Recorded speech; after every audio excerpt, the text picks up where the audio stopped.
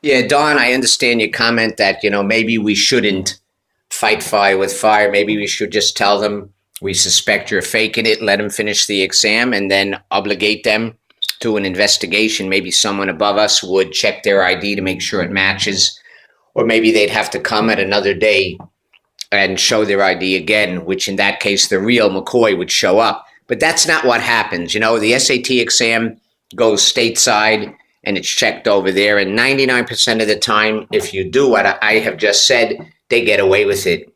Okay, they get scholarships, they get grants, they get accepted into some super universities. Statistically, there's more cheating for getting into Harvard than there is for getting into, let's say, Cal State or, a university of lower rank. Believe it or not, because those kids who are so clever to get into Harvard, they really understand how to cheat. They're experts at it. They're experts at everything. But what we generally do is we fight fire with fire. If we suspect people are cheating or they're sending in a double, we don't want any problems. We don't say a thing. Let them finish the test. And the moment they leave, we check their writing. We find a zillion mistakes and we fail them on the writing. Okay, they're supposed to get around 1/4 of the exam is 400 points is the writing at max. We can give them 125 points. And then on the other things that are computer controlled, where they might get a high score because they're experts, we can, say they made a lot of mistakes on the multiple choice. They put in a B when it should have been an A, an optical error, and bring them way down, way down. So out of 1,600 on an SAT, maybe they get less than 900, almost half. They go, my God, I paid big bucks for this. How could I get almost half?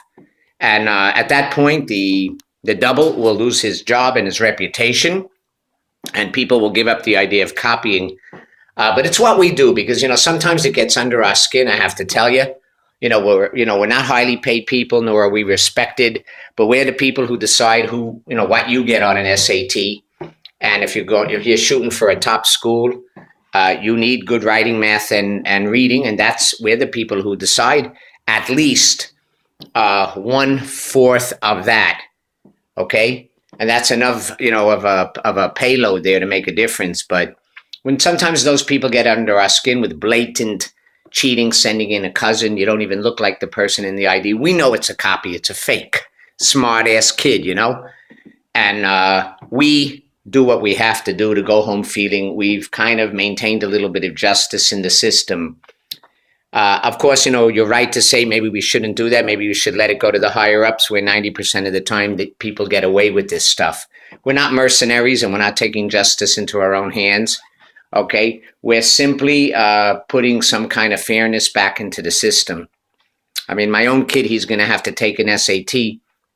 And, when he goes stateside for his master's, and I'm not going to open the computer and falsify his score, to give him a high score, or call his examiner and say, get in there and change the score, which I could do too. I'm not doing that. I mean, I'm not, preaching justice. And at the same time, I'm benefiting by injustice.